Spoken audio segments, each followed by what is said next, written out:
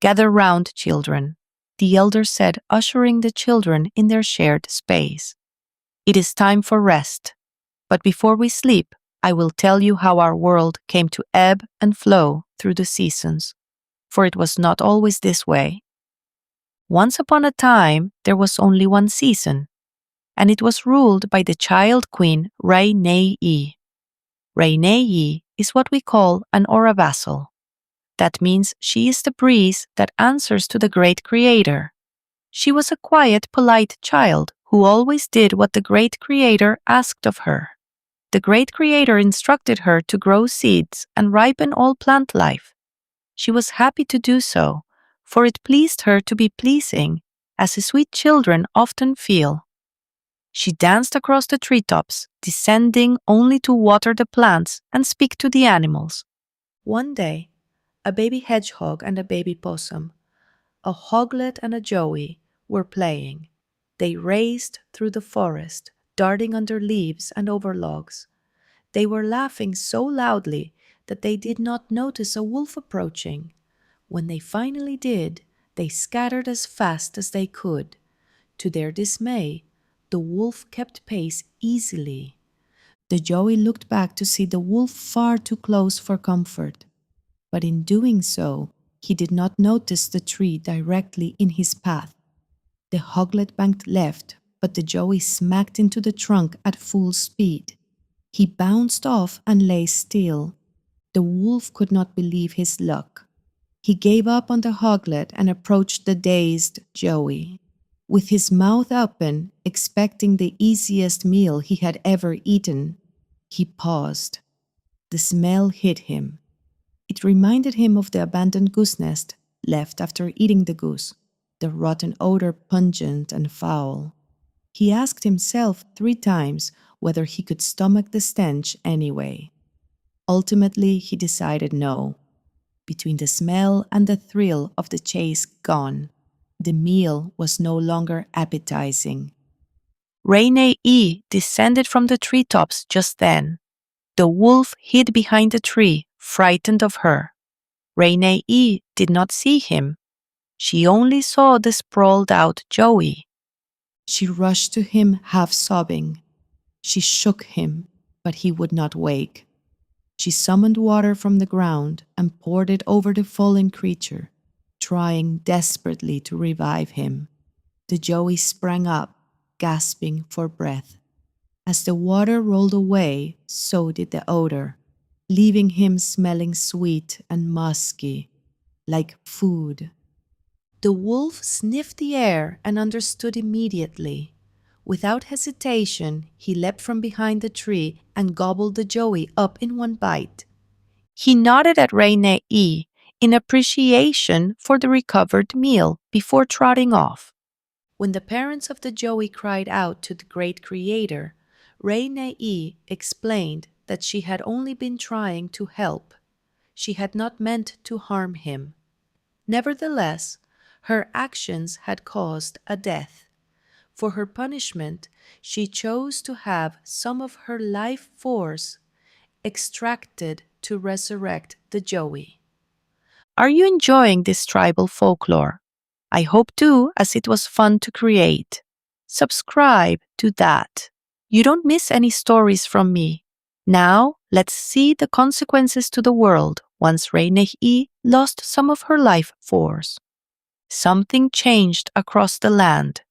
Where the temperatures had once been cool and comfortable, she lost control of her powers. Summer came.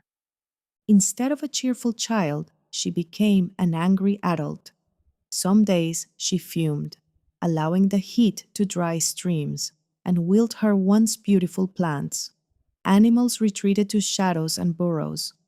Other days, the heat softened enough to allow comfort at night. Her punishment was the loss of youth and immortality, and so she wandered in this state of hot disappointment. It had been a simple mistake, yet it cost her so much of her life. She vowed never to make such a costly mistake again. So when several hoglets began to play in the forest she now walked, she ignored them.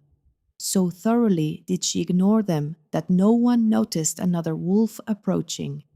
The heat of the day had weakened the hoglets, and when they ran, they were too tired to escape. A hoglet was eaten that day. The hedgehog parents cried out to the great creator against Rhaenæ. She came and explained her actions.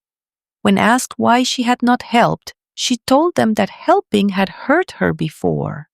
She had learned that lesson already. The parents insisted that were it not for the heat, their child would have lived. Rhaenæ had proven not to be a friend to animals, they said, and thus more life should be taken from her to revive the lost hoglet. Rhaenæ agreed. She felt the years drain from her. Her hair weakened, her skin lost its elasticity. She mourned the loss of her life so deeply that she forgot to water the plants. The skies filled with clouds to dim her aging sight. She fought to feel vibrant, but it was a constant struggle.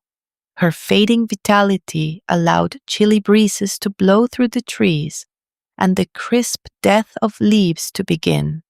The animals began to pity her. They searched the forest for someone who might cheer her. They found a man who lived alone in the woods, a kind man who treated the animals gently and ate only vegetation. They led Rhaenæ to him. The two fell in love at once. The days warmed as if spring had returned. Some plants even began to grow again. But he was not immortal as she once was. He was only a man. And when his time came, she was devastated. Heavy clouds poured rain that beat the brown leaves from the trees. The wind howled through the branches as she wept for her lost love. She cried out to the great creator about her grief. He explained that this was the way of love and life. She knew only one solution. She offered her life. He told her that even if the man's life was restored, he would still have only a little time. She pleaded for just a little more time with him. The great creator agreed. As her life was taken, a cold unlike any felt before swept across the land. Those with families huddled together for warmth. Those without were gifted thicker coats to survive the chill. The remaining leaves fell from the trees, leaving gray, gnarled fingers reaching and pleading for the warmth of spring. Rhaenæ lived only a short while afterward, spending it with her beloved.